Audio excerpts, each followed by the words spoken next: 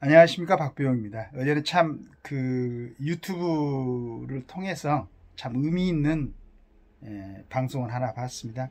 KBS에서 2013년에 제작을 해가지고 방송을 했더라고요. KBS도 이렇게 좋은 프로를 갖다 만들었었구나.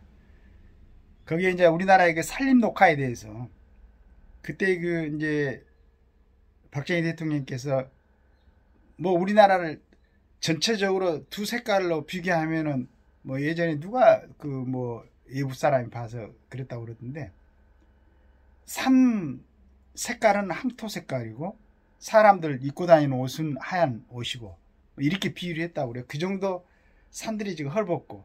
그래서 이제 저희들도 어렸을 때 보면은 우리 어머니들이 그 나무를 산에 가서 소나무 그 잎 떨어진 거 그걸 갈퀴로 긁어 오시고, 또 뭐 뒷산에 나무가 없으면 다른 마을에 가가지고 그 머리에다 이고 이렇게 다 하신 걸 기억이 났어요. 이 유튜브를 보면서 이제 그런 기억들이 나더라고요. 그렇게 어려웠었죠.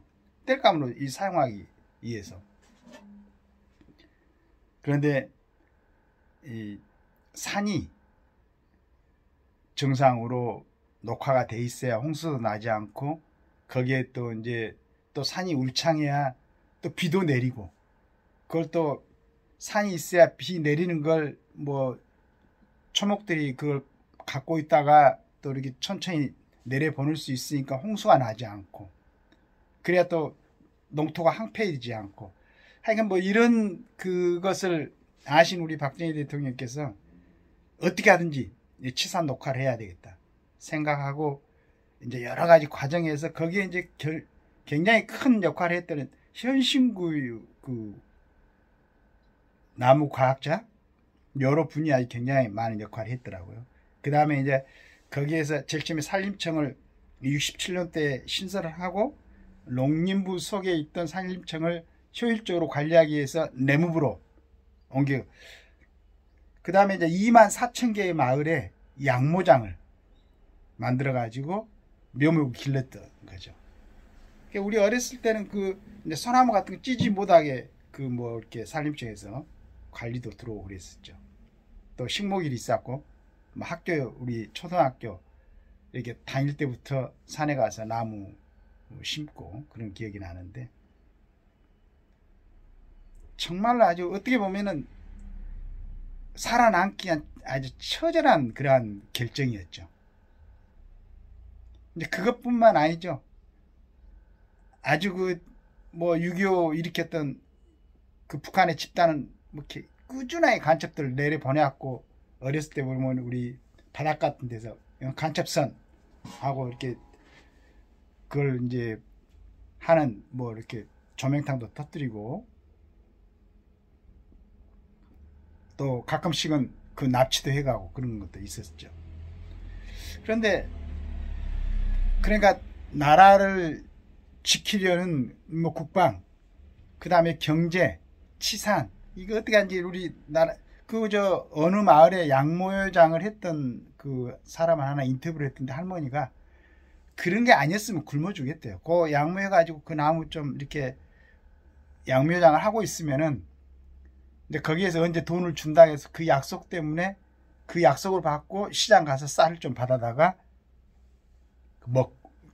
밥을 해 먹고, 그래서 굶어 죽지 않았다, 이런 말씀을 하시더라고. 그런 상황에서 나라를 이렇게 만들어내는데, 건국은 이승만 대통령이 건국하고, 그 다음 그 기초를 다지는데 박 대통령께서 목숨을 걸고 하신 거죠. 목숨을 걸었죠. 그 다음에 그걸 갖다가 정돈시키는 게 이제 전두환 대통령이 했었고, 그때 이제 물론 이제 여러 가지 과정에서 그 전에 조선 시대부터 왔던 우리 국민들의 어떤 권력자들의 이런 압제 이런 거 있어가지고 뭐 자유민주주의 민주를 외치긴 했는데,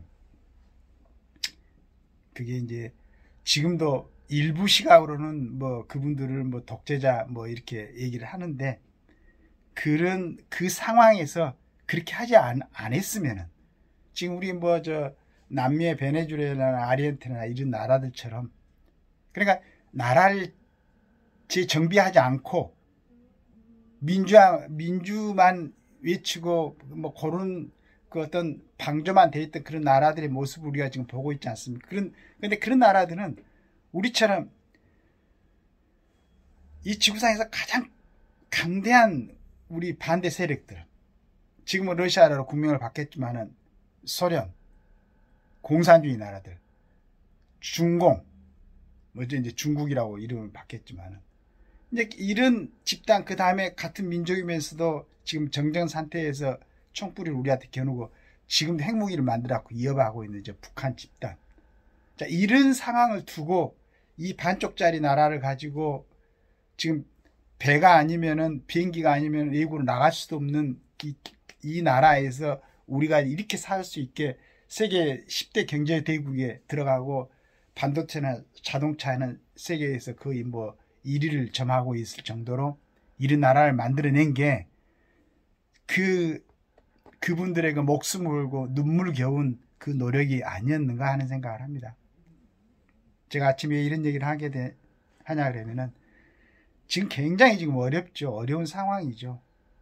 지금 21세기 돌아가지고 저 하마스 같은 뭐 이런 집단이 이스라엘 침공하고 또 러시아가 우크라이나를 침공해갖고 전쟁되고 지금 뭐 호르무즈 해협이라든가 홍해 그쪽에는 완전히 뭐 긴장 상태고 일부는 지금 뭐 예멘 후트 그쪽 집단에 지금 미영에서 폭격을 하고 있는데 언제 터질지 모르는 이 이중한 아주 이러한 상황에서 과연 뭘 해야 될 것인가. 그러한 그 3, 40년, 50년 이렇게 어렵게 만들어 놓은 이 강산에 뭐 일부 사람들은 또 무슨 태양광 환경 에너지 뭐 이렇게 얘기하면서 태양광 설치한다고 산을 깎아내리고 해가지고 홍수타처가 나오고 그랬죠. 자, 이제 뭐 이런 과정을 거쳐가지고 윤석열 정부가 들어갔고 지금 정비를 하고 있는 겁니다. 한미일 동맹을 공고해가지고 지금 이 아주 어려운 상황에서도 이북에 핵무기도 만들어 놓고 러시아나 중국의 뒷배가 있음에도 불구하고 내려오지 못하게 하는 것은 한미일 동맹이라는 얘기죠. 그 다음에 이제 제대로 여러 가지 제대로 재정비하고 좀 갖추려고 나가는 중. 그런 과정에서 올해 지금 4월 10일 날 총선이 있는데, 자, 우리는 여기에서 이제 선택과 집중을 해야 되겠죠. 지금 가장 중요한 것은 22대 국회에 정상적으로 국정에 협조를 하고 참여할 수 있는 사람들, 이런 사람들을 뽑아야죠. 우리가 21대 국회에서 여러 가지를 봤지 않습니까? 그런데 지금 뭐 언론에서는 김건희 여사의 특권 가지고 소위 보수의 가장 정론을 펼치는 조선일보, 중앙일보, 동아일보에서 지금 선택과 집중을 해야 되는 거 아니겠습니까?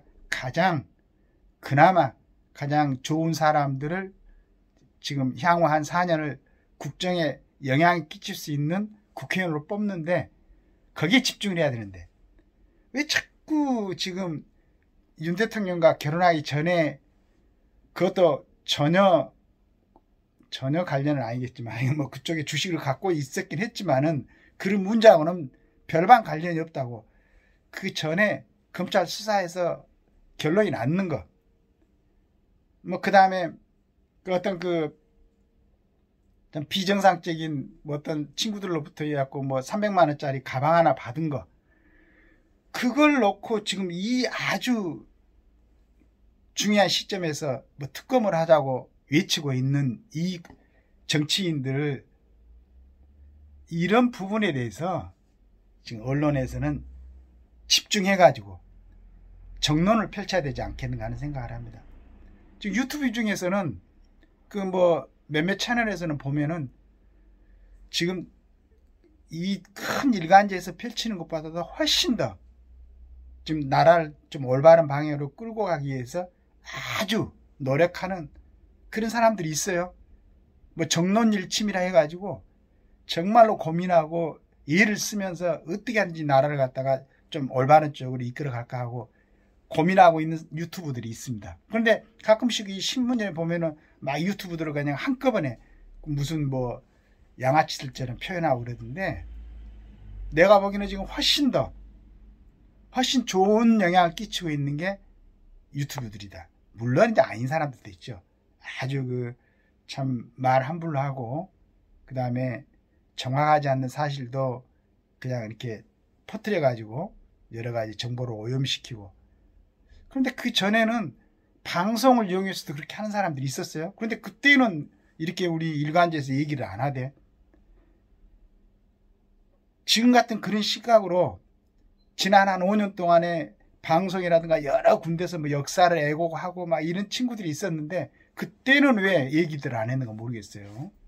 근데 지금 정말로 아주 집중해야 되는 이 시점, 지금 100일도 남지 않은 총선이 있는데, 향후 앞으로 아까도 얘기했지만은 나라를 운영하는데 절대적인 영향을 끼치고 있는 이 국회의원들 300명, 이 사람들을 선택하는데 어떻게 선택을 해야 될 것인가, 집중적으로 그 사람들을 하여간 뭐 나올 가능성이 있으면 관찰을 하고 평가를 해주고 해야 되지 않겠어요? 그런데 쓸데없이 지금 특검을 어떻게 해? 그리고 그 특검에 대해서는 뭐 우리 일간지에서 저번에 평가를 했던 것처럼 정말로 죄가 있어서 그런 게 아니고 야당 쪽에서 뭐 이용하기 위해서 한다, 이렇게 결론을 내렸으면은 그 국민들이 올바르게 판단할 수 있도록 그런 정보를 제공하고 이걸 좀 이렇게 정리를 시켜줘야 되는 거 아닌가 모르겠어요. 그렇게 했으면 좋겠습니다. 그래서 자꾸 뭐 일부 유튜브들이 물론 좀 난잡하게 하는 친구들도 있겠죠. 우리가 보기도 그래요. 그러나 일부고, 그렇게 정말로 지금 나라를 갖다가 지켜내기 위해서 혼신의 힘을 다해서 움직이는 유튜브들도 있다. 나는 그 제목만 보고 이 사람이 하는 게 완전하게 아주 퍼펙트하게 올바른 건 아닐 수도 있겠지만 정말로 애를 쓰고 있다. 뭔가 자기 역량대로. 근데 우리 일간지들은 대단한 역량 아닙니까? 정말로 훌륭한 사람들이 많이 모여있는, 그러나 전 국민에 전부 다 배포가 되는 이 시점에서 우리 일간지들이 괜히 그 유튜브들이나 견제하려고 하지 말고 좀 300명 어떻게 뽑아낼 것인가, 이 사람들을 어떻게, 그 중에서 뭐 한 1000여 명이나 뭐 그보다 더 많은 사람들이 이렇게 정치를 한번 해볼까 하고 나올 텐데, 이 사람들을 검증해 가지고 그 전에 있으면서 다시는 보고 싶지 않는 정치인들, 이런 범위에 속하는 사람들도 있을 텐데, 이런 걸 어떻게 하면 국민들이 선별해 가지고 정확하게 투표할 수 있을 것인가를 집중해서 관리를 해 주시면은, 그런 보도를 해 주셨으면 좋겠습니다. 이게 정말로 우리가 지금 뭐 저도 조선일보, 동아, 서울, 한국경제 뭐 이렇게 여러 가지를 보고 있는데, 우리가 구독하는 그런 보람을 느낄 수 있는 좋은 글들을 실어주시기 기대하겠습니다. 감사합니다.